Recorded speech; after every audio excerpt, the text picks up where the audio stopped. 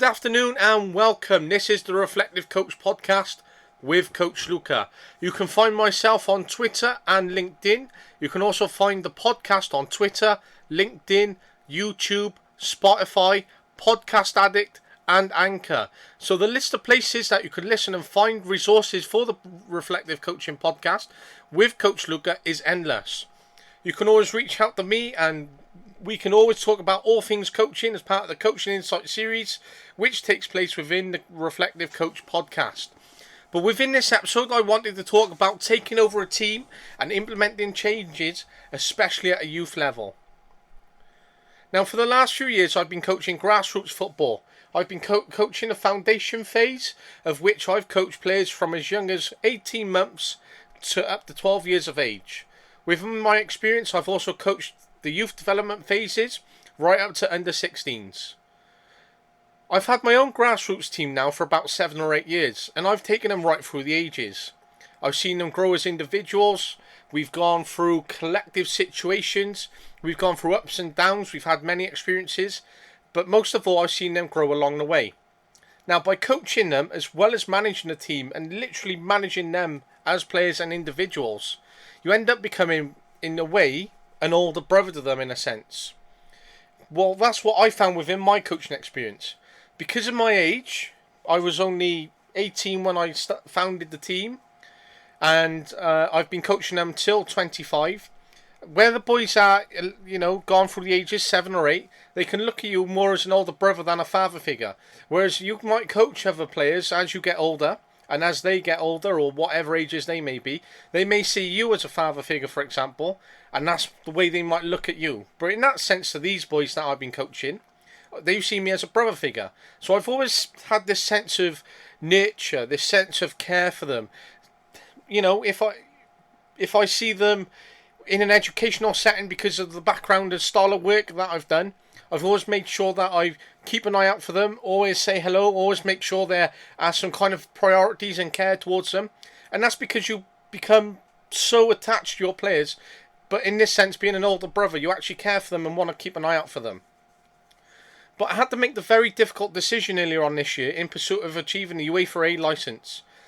So I had to move away from my grassroots team. We had just set up a new club, and after a year and 2 months, there was so much which I could have done as chairman and head of coaching to continue growing and expanding the club and would have helped build a great portfolio.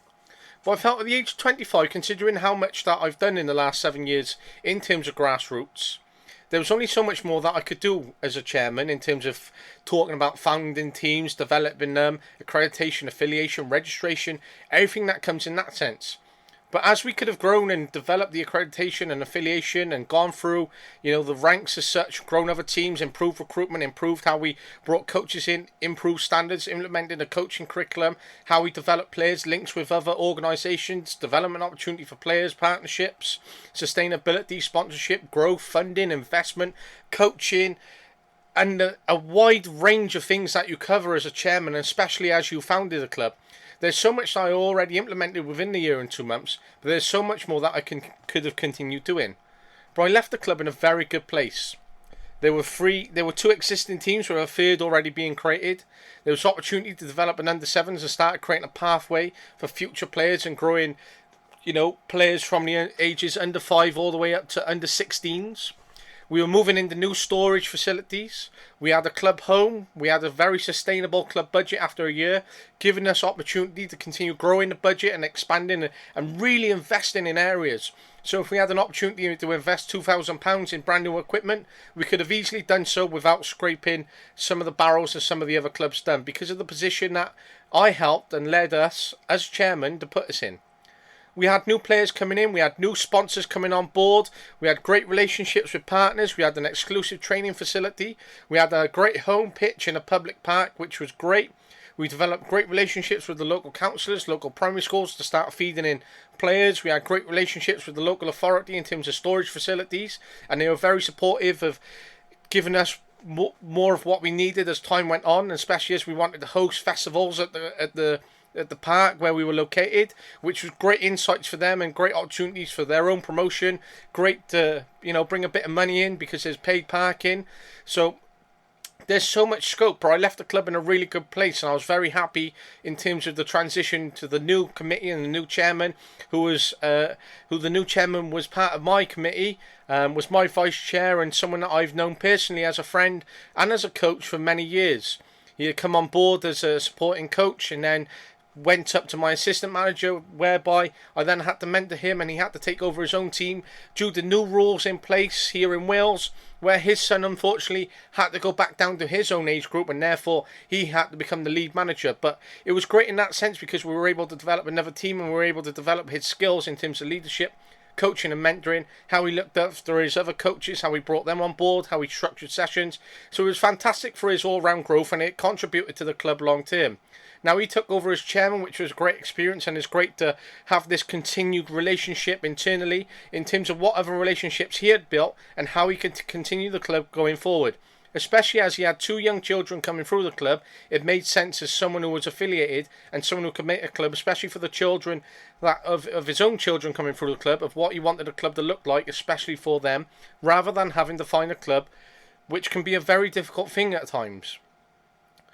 But I really enjoyed my experience, and I really had to take into stock what more and how much more I could achieve as chairman.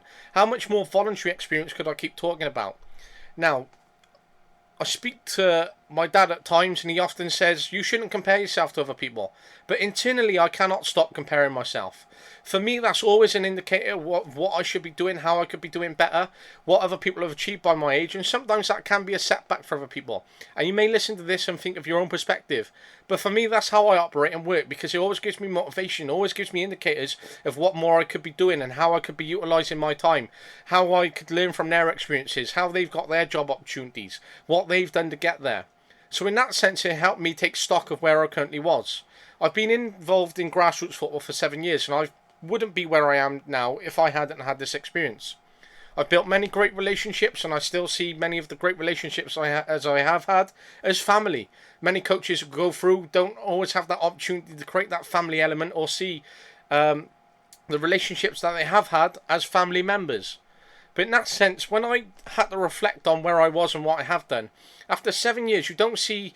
I've seen some coaches around my age or slightly older who haven't been involved in the grassroots game as long as I have, who haven't contributed as much. But in that sense, who's always remembered for what they've contributed to the grassroots game? And in that sense, even though they haven't contributed as much and haven't been involved or haven't given as much voluntary commitment, in the sense of the fact that they're now in full-time paid positions at professional clubs. But I'm nowhere near that position, despite applying for several jobs internally, committing 4.5 years, if not just slightly longer, to a professional club, undertaking all CPD, committing to everything, missing my own dad's graduation, really bringing players in through the belief of the club, giving up time on a voluntary commitment because the club aren't paying out for certain things such as talent ID, giving up my own time, my own fuel, travelling there, especially on weekends and evenings when, you know, I could be relaxing, especially around my hectic lifestyle and coaching. But I don't. I gave it all as commitment to the club because I believed in the club and I believed in what it was doing. But yet every opportunity I've been overturned and not had the opportunity to even present myself for an interview, to even put myself in a position for these jobs. Now, I understand why people might point internally, especially knowing all the skills and having coaches involved and what they may have done around the club and having people you trust and knowing who are going to go do a good job and are committed and buying into what the organisation is really beneficial. But I would be willing to give that. But in that sense, I've seen these people around my age, if not slightly older, as mentioned, and they're in full-time coaching jobs. Now, coaching isn't always about the pay. But for me, I've always had the passion to coach full-time, and that's part of my dream. And unless you make sacrifices and make commitments like I have already done, then you're never going to get there. And I keep thinking to myself, how many more sacraments, how many more sacrifices do I have to keep making? And of course, I'm never going to give up, but I don't want to give up too much, which I start taking away from being a young lad, giving up time in my life, which takes away from other people, takes away from key events such as missing that when they weren't really valued in that sense. And it can be a really difficult one to weigh up what you're doing now, what you could be on the outlook long term for, and how it could impact what you're doing here and now, as well as your life, as well as your dream and aspirations, and how hard you're going to work to get there. But in that sense, because I want to be full-time and I want to work full-time, you have to really question how much more voluntary commitment you can give, especially compared to other coaches around your age who are in full-time coaching positions. And you certainly want to be in that position yourself. You want to be earning money. You want to be coaching full-time. You want to be gaining more experience. So then you can start developing and moving into positions long-term, such as an academy manager or trying to get into the first team or head of talent ID. You know, having full-time heads of department jobs within an academy long-term, especially as you get older and start developing, you know, families, and then you have more commitments such as a mortgage, maybe kids. You want to be paying into your pension because, you know, football isn't always the most stabilised of worlds, so paying into your pension is really important. But in that sense, you don't want to have, you know, a lifestyle which is too stagnated, where you're too comfortable, because then you're not going to achieve your dreams. You're not going to take those risks, and you certainly want to do it before you have things as a mortgage, before you have committed bills, before you get tied into a lifestyle, before you have kids. Because then suddenly you have kids and you want to commit to coaching, you want to follow your dream, and you're going to have to miss out on aspects in their life, and that is really difficult. I was listening to the Fodcast podcast with Ben Foster, and he is saying how much as a professional footballer he's missed out on his kids' lives because of the sacrifices because of football. And that, even though at 39 years of age he is a free agent doing all his media stuff now and he's available to sign for other clubs, it has to be what fits for him in his lifestyle. He doesn't want to jump into anything or really commit to anything unless it's going to allow him to fit into his lifestyle, and that's the perspective of what he's given up and what he's missed out on and what works and suits for him now.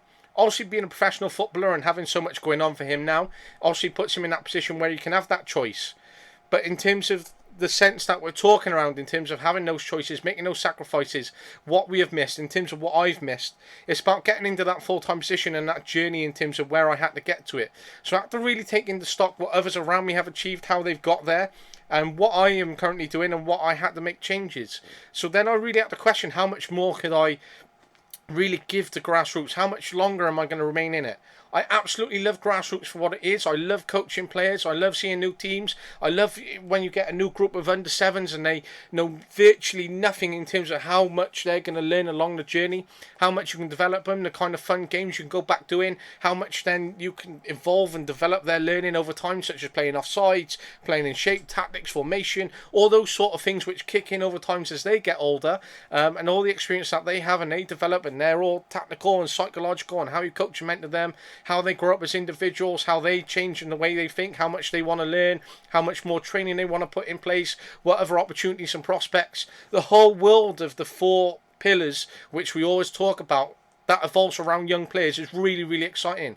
And to be part of that and knowing you're starting off with new young players and they have these four pillars and there's a whole world to go through again, for some coaches this can be so difficult in terms of that stop-start process or restarting, such as, you know, what you would have in a school. But in that sense, you know, after you coach an age group for so long and then you've gone through those motions and suddenly you have a new under-sevens group and they're new to the world as such and their minds are, you know, so, you know, are in a place where they can really be evolved and learn so much, and you're part of that journey and you can really lead them on it. You can really impact them, and you know, even if you have them for 5 years or 2 years and have a huge impact, they can remember the way you've coached them and how you set them up to go about on their journey. And you know, even when they're 15, 16, the crucial work that you've put in at under sevens and what they're able to learn. Because if they hadn't had that support or haven't had that coaching, then perhaps they wouldn't have been there at 15, 16 because of the commitment that you would have put in. But that's going down another route in a sense, and that's part of the podcast in terms of where I've taken it. But in that sense, I really had to take into stock. So giving up my team, which I've been with for 7 years, giving up a chairman role, giving up a head of coaching role at a grassroots club, at a club where I could have really developed a portfolio, developed as a chairman, developed my leadership, developed the head of coaching, really helped become more recognised in terms of myself, you know, in the local area, and kept developing my profile, developing my relationships, really getting myself out there, talking about all the achievements we've had as a club, talking about the achievements that I've had, you know, internally or externally as a chairman. There was really that scope and opportunity long term, and as I committed to grassroots and have such passionate outlooks and enthusiasm, I always wanted to be chairman of a club, and I really found myself in that position at 24 years of age, founding a grassroots club, which was always a dream in a sense. You know, not many people would maybe dream of starting a grassroots club, but it was always part of my dream because of the lack of opportunity that I had as a player in terms of grassroots, and how much I love coaching. And in terms of that, when I used to speak to my friends in year 8, 9, and we were planning a football club and how it was going to look for us, because we really wanted a team and club that was committed to us, where we knew we would get opportunities. It lived with me, and I really wanted to take that and find my own club as a coach and chairman. So it actually became an idea which evolved into a dream, and I was able to achieve it, especially at 24 years of age. How many, individuals are chairman at a grassroots club or even organisations at 24 years of age? Now, it's great because I hope, in 20, 30 years' time, I could be still living in the area, or I could come back to the area and hope to still see the club exist and still have, all the opportunities which presents to young people now, if not so much more. But I want to see all the foundations and all the work that I instilled as chairman, or all my time and commitment, especially in the voluntary capacity, which creates long-term foundations for this club. And I want to be able to walk at the club and see, youngsters on a pitch and be like, do you know what, they're here because I started that, because I was the first ever chairman. And that's because of the enthusiasm and commitment which I've given to the game, especially grassroots. I've given so much back to the game, which I've taken so much from. I wouldn't have my UEFA B licence unless I committed to the grassroots opportunity, or unless I was presented with that opportunity to keep coaching other teams, or have the opportunity to get involved in other clubs, or parents wanted to bring their players to the sessions and their children, for example, and you're essentially taking in a way, because you're taking that opportunity to continue building and learning. But I've given so much back to these players, and especially grassroots football. But the tough decision after all that time was I had to realise how I could get on my UEFA A licence, how I could try and progress more into academy football, how I could try and achieve my dreams, because there's only so long, and that lifeline to your dream can absolutely run out. And in that sense, I am getting older. I'm 25 and I hope to have such a long life ahead of me, and there's so much I want to achieve and so much that I want to do. But there's so much that I thought that I could have achieved by now and haven't yet. Of course, I don't want to take in the stock and rush my life too much and be on a back foot if I've achieved too much in a way, because of the outlook or position that might put myself in. But then I also think, do you know what, I could have achieved so much more by now. So I had to really look at a strategy, and that strategy was, right, go and manage an under-19s club. Go and manage a platinum accredited club. And that was part of my original point. Where we had started a new club, it was on a standard accreditation level. So going to a platinum club from a standard is a huge jump, and suddenly you apply for your A license knowing you've coached under 19s, you're involved in seniors, you've helped out the reserves, you've developed players, you've created that transition for youth players coming through, you've been a part of a competitive league, and there's so much more which you learn at under 19s in terms of communication, how you manage the players, get messages out, picking your teams. If players aren't picked, then getting a message out to them or talking to them, how you manage and develop them, how you get them involved in the seniors, whether your under 19s top players are getting picked for the seniors, and how that looks for them, and the way that's framed, and what their ambitions are, and whether it hampers on their ambitions for the under 19s, or how they come back into the 19s and transition back and forth, and how you manage their expectations, their motivations, and if they're dropped from the first team, then they're coming back into the 19s. How do you handle that? How do you support it? How do you instill and ensure their motivations going forward? Because it can be so tough being dropped, even if they are being dropped from a first team for very experienced senior players who've been playing for years.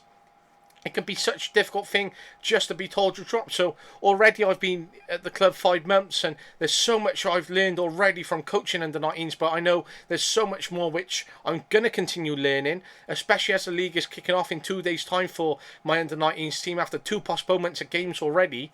But I really had to move to a platinum club so I could try and get on my UEFA A licence, so I can try and push and achieve more of my dreams, so I could have more experience, so that I could try and learn, so I could make more contacts in the senior game.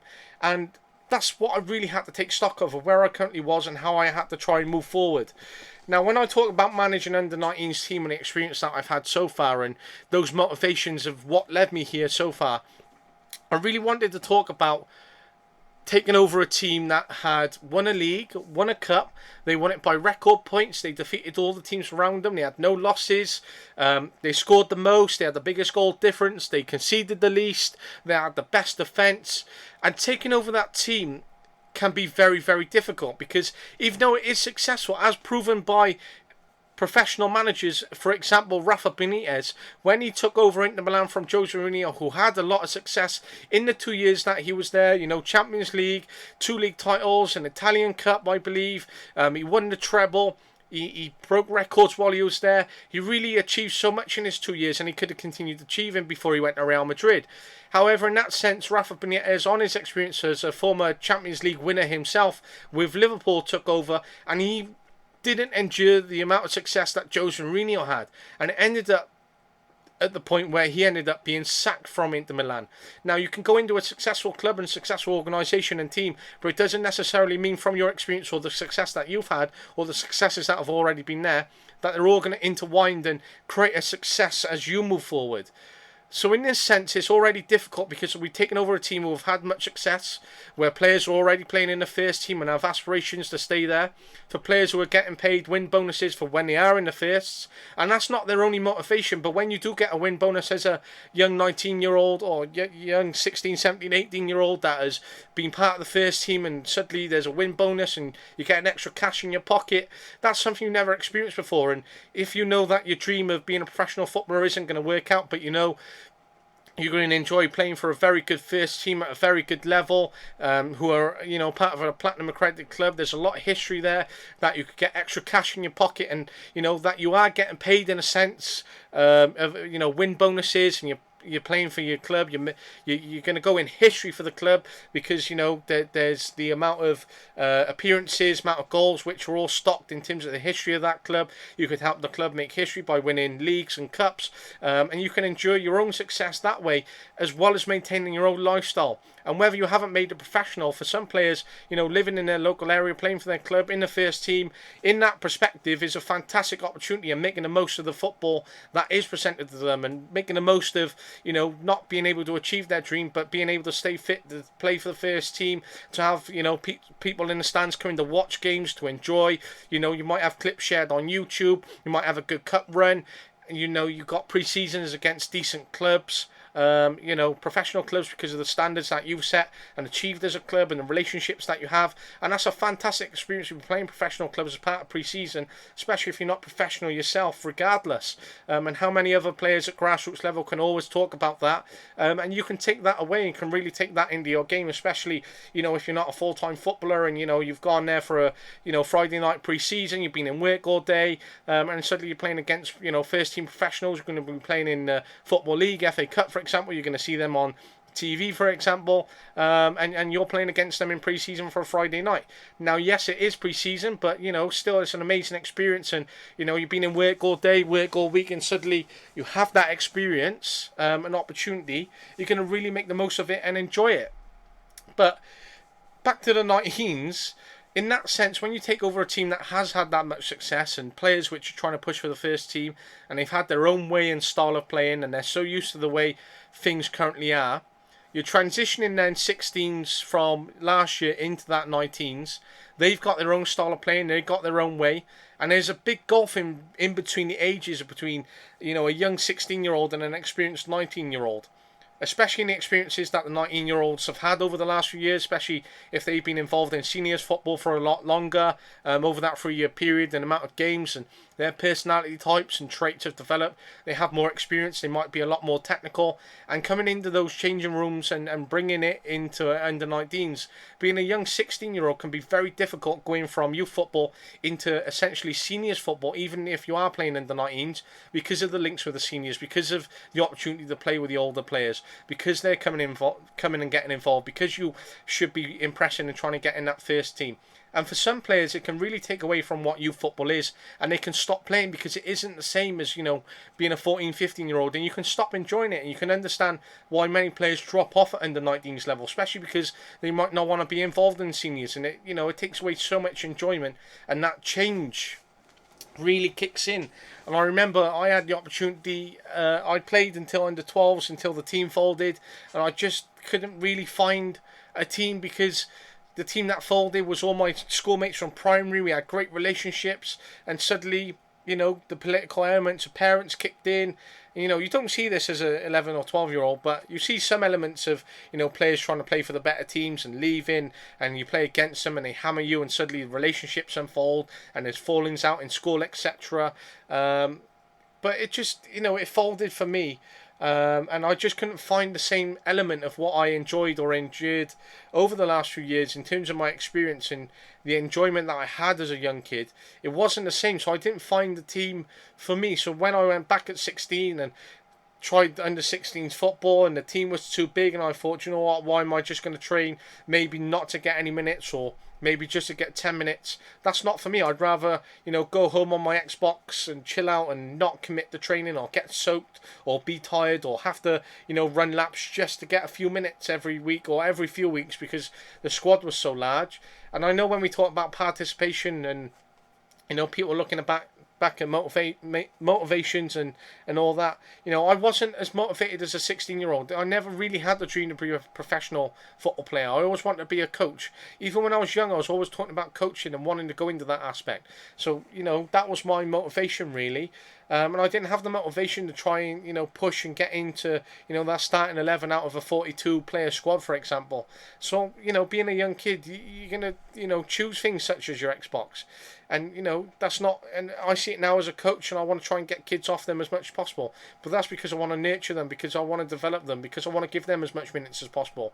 Because I know when you lose those years and those years go past, they're gone, and you can't go back and experience them again, and you can't have those enjoyments. So I really want them to enjoy it as much as possible. I really tried to do as much as possible so they can enjoy it and be part of that journey, because as I had those experiences, I don't want the same experiences for them. So if I can instill that in my coaching and make that huge impact, I'm really going to, and I really want them to enjoy it so they can have those opportunities, of whether they're 16, 17, whether they drop it or continue working hard or have the opportunities. Along the way, they've still enjoyed everything up until then because of my coaching and what I've been able to provide them. But it can be difficult, because when you're 16 and we're bringing these 16s in, they've got their own style of play, and then suddenly me and my assistant manager are taking over, and then we have our own style of play. So then we're talking about moulding the two different teams, how we bring them together, how we change from the 19 style of play, the 16 style of play, how we amalgamate into ours, how we get ours across, and instilling our principles and standards, and whether the players are going to react towards that. Now at the moment it's been quite hard to instill my principle and standards in terms of what I expect in terms of the existing 19s, but they've been instilled on the current 16s.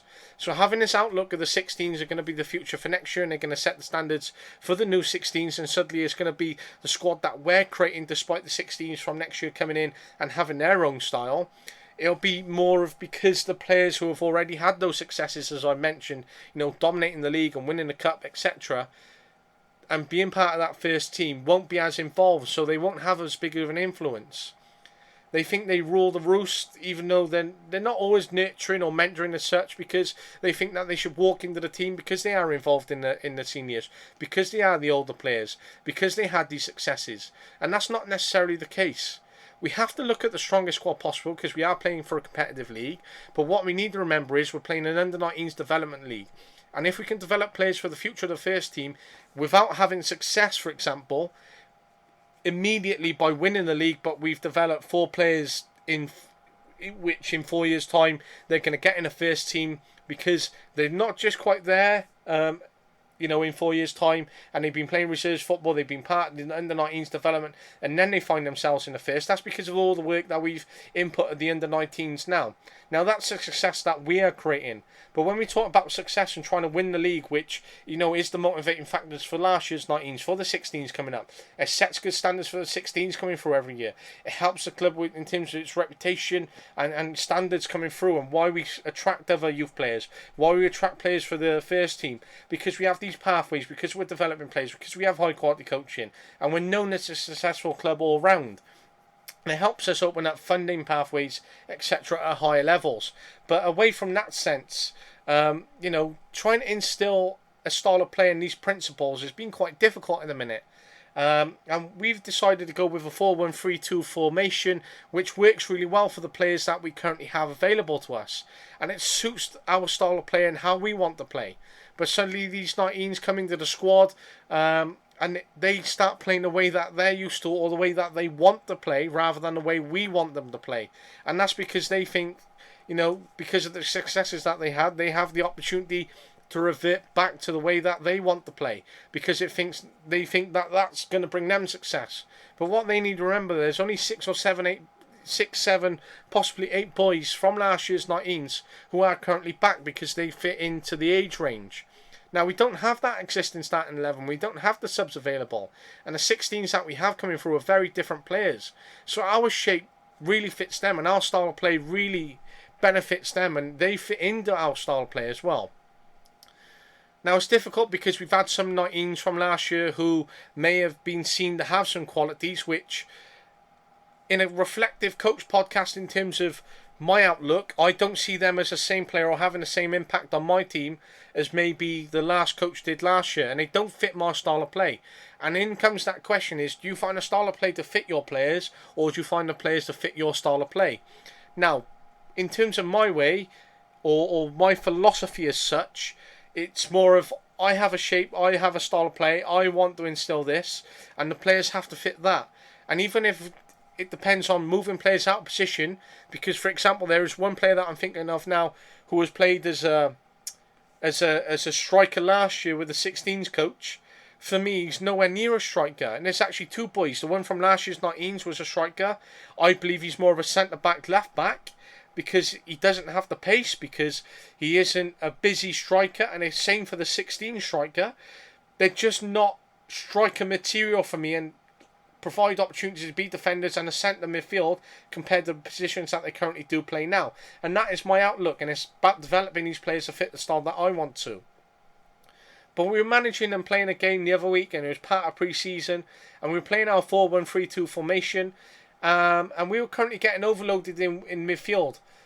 But because of the lack of opportunity of coaching, because of the amount of players who were training with the seniors, then don't want to have an additional under-19s training session and really commit that time, as well as their working schedules and having that opportunity of going, do you know what, I train with seniors twice this week, I'm going to work Wednesday evening, I'm a young lad, I want to try and put cash in my pocket. They're not going to commit to under-19s training, especially from last year's 19s who have had that success. They're not going to go, do you know what, I need to go 19s training. They're just going to put themselves available for games. And then that becomes another difficult situation then in terms of what their motivations are, trying to mould the squads. How do you then pick the better players over the players who are justifying their performances every week in terms of turning up the training, have the opportunity and should be getting picked in the squad over players who aren't coming training. But then it comes down to that quality and going, do you know what, should we need to win the league? Are we trying to win the league, or are we trying to develop players? So what is our management style going to be? Is it going to be pick the best players regardless of whether they've come training or not, and whether they suit our style of play, or are we going to try and adapt and try and make sure the players who have come training come in? Are we trying to find success immediately now? Are we trying to really push for the 19s league, or are we trying to develop players for the long term? And that's what becomes difficult then, because then you have the reserves going, well, we need so and so available, and then there's injuries, and there's minutes that the players have had in reserves, and then there's players who haven't had minutes in reserves, so are expected to get them at the 19s level. But then you think, right, we need to be competitive, we should be challenging, we might lose some of the older boys. If so, we might lose some of our better players, and suddenly we're not as a strong team, because we're not giving them as many minutes as they should as the better players, and we're playing the players who are maybe not as good because we're trying to level out their minutes. And that's what becomes hard in terms of what your outlook is for the club, whether you're trying to achieve that success or whether it's all about that development regardless of where you finish in the league. And it's about creating that balance of going, do you know what, we're going to put in our strongest efforts to win the league, but can we try and develop as much as possible in the meantime? And for now, it's a very difficult situation immediately, but within a year's time, when these under-19s who have had this success and can push for reserves, seconds and first football, and have that part of their motivation and not have them part of the squad, as much as that sounds difficult, can be such an easy element for our squad next year to manage, because we'll have these year 16s, which are going to be our long-term focus to develop, who aren't as strong as last year's 19s, but have the opportunity to really push and try and challenge for the Cup and League, but knowing we're going to develop as many players in the process long-term, even for the reserves and seconds, finishing 7th wouldn't be a bad position for the team, because we're developing these 16s as well as next year's 16s which are coming through to really try and be part of the first team. And we talked about the first team, it's been the same squad that have been together for the last 10 years, and they're now starting to try and bring in youth players and young players and develop the squad of the future around the aging players that they do have, to try and instill and bring the success back, especially as a club we had a relegation last year,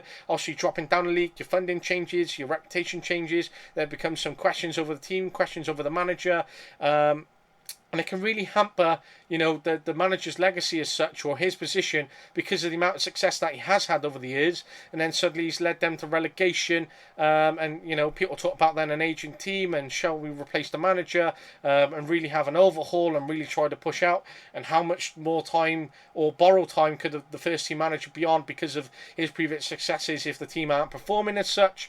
But that's another case in itself. But it becomes really difficult because, you're playing that 4-1-3-2 formation, and then last year's 19s are going, well, we play 3-5-2, and then during the game they're going, well, can we change to a 4-3-3? And because, back to my point before I elaborated, when you're playing a 4-1-3-2 and you have this lack of opportunity to coach these players because of all those external circumstances, you're not being able to get in your style of play, you're not being able to address the issues within the style, for example, because such as tucking back in if you're getting that overload in those central areas, coming back in to mark these players, what our shape is out of possession going to look like, how do we transition, what our principles are in and out of possession, our positioning, and especially coaching those elements to players other than the 16s which have never really had those elements, especially around 19s who have spent a lot of time in the academy, for example, and have already learned all that and much more, to put them with 16s who have never really been coached to that level, and trying to get that across in a game. Of course you are going to be overloaded. So then those 19s are going, well, we need to play a 4-3-3, and we changed it against our principles. This is not talking about in and out of possession principles. It's talking about management and coaching principles in terms of what you instill and what you want to bring. And it proved the point of the quality of the players that we currently have, and 4-3-3 and 3-5-2 doesn't suit us, and it's quite hard at the moment because you pick your squad and the 19s are going, well, why isn't so and so involved, and they should be involved, and then you're having to cut out 16s because you need the quality and trying to push for the title, and you're like, well, these 16s are going to be the players that we need next year, which we need to keep because these 19s are going, and if we upset these 16s, then they're not going to want to be part of it, then they're going to have much motivation, suddenly we're going to be maybe short next year, or we're going to miss on so and so's quality. So there's so much that you have to consider, and so much which you really need to instill and try and get that balance across, which can really put you in a position as a coach in terms of how you're operating, how you're managing, how much you're contributing to the seniors, whether you're trying to push for the league title, or whether you're trying to develop players, whether you try and get the best team out, whether you have to adapt and go against your principles in terms of playing a shape to suit the players rather than having a shape and getting the players to suit, how you change your coaching, how you play the 19s, how you rotate. If you don't play the existing 19s with that success, how you can upset them? Is the first team then going to get annoyed because they're not getting the game time that they need? And it becomes an amalgamation of issues if it isn't all coincided collectively and having an aligned discussion consistently about these players. But even if you are, there's still these difficult elements which are currently in place, which I'm experiencing now, and something that I really wanted to talk about and really want to build on what the Reflective Coach podcast is. I know I've been doing a lot of coaching insights and be doing a lot of Q&As with professionals and learning with those, and I really want to start getting back down to weekly episodes and trying to get out reflections in terms of what led me to develop this podcast, and talking about there's talking about what I experienced, but there's so many things which I think of and go through in a week and in a coach session and go, do you know what, that would make a great podcast episode, or I really would like to share that experience and get that out to other coaches and really build on a podcast and really try and get these elements in there because I've experienced this and this really fits in of my reflections and all of that, for example. But in that sense, it is a true reflection, and it can be quite difficult in a minute to try and merge all of that and to try and manage it and try and have these outlooks, etc. and try and take forward that success. But tomorrow's our first under-19s game. We go into the league against a very good academy team within the league. Someone that we played in pre-season, but for our very first pre-season where we had the two squads together, we had players playing in different positions. No one really knew each other. We didn't get our style of play across because, pre-season's been inadequate because the players haven't wanted to train because they've been with the seniors. We haven't been able to get, consistent training ahead, and even in that sense, now we go into winter, the expectation for the players, which it has always been, is to train with the seniors. Now the difference is between me and my assistant is we wanted to put a standalone session alongside the seniors for the 19s, especially for the 16s who are really committed, who have come through, who are going to turn up for that midweek. As we go into winter, no midweek training has been booked for us, so there is no contact time for me to have with those players as such, because they'll be training to the way the seniors want to play. They'll be involved in what the seniors want to do. There's no standalone session. There's less contact. There's less communication with them, less relationships, and more about less of our style of play. So it's going to be really difficult, literally going into a Sunday knowing that is our only contact of the week, which is really difficult at present. But that's my experience in terms of managing under 19s and my first reflection of it so far. And I hope you enjoyed this episode and taken away some insights, some thoughts. Again, if you ever want to reach out to me, you can on LinkedIn and Twitter. You can always leave a comment on YouTube and I'll respond. I'm always up for meeting coaches and discussing these issues and other contemporary topics, etc. Through coaching insights and getting meetings going and just really learning and expanding and getting so many guests on this podcast and really learning from others and expanding and networking and contributing to the entire coaching world. But I thank you as ever. As you can hear, my voice is starting to go after 41 minutes of pure talking, because I was really passionate. I really had the ideas in my head. And I really wanted to get them out first time. And as you listen to other podcasts, you have other interviewees and other hosts with you. But this is Coach Luca, the Reflective Coach Podcast. Again, you can find me on Twitter and LinkedIn. You can find the podcast on Twitter, LinkedIn, YouTube, Podcast Addict, Spotify, and Anchor. I thank you for your time. The Reflective Coach Podcast is sponsored by Humble Gifts. There will hopefully be some more to share on Humble Gifts in terms of what our sponsors do for us. But as ever, I'm really grateful for your time. Hit like, leave a comment, subscribe, drop us a follow, connect on LinkedIn. We're all over it. This is the Reflective Coach Podcast with Coach Luca.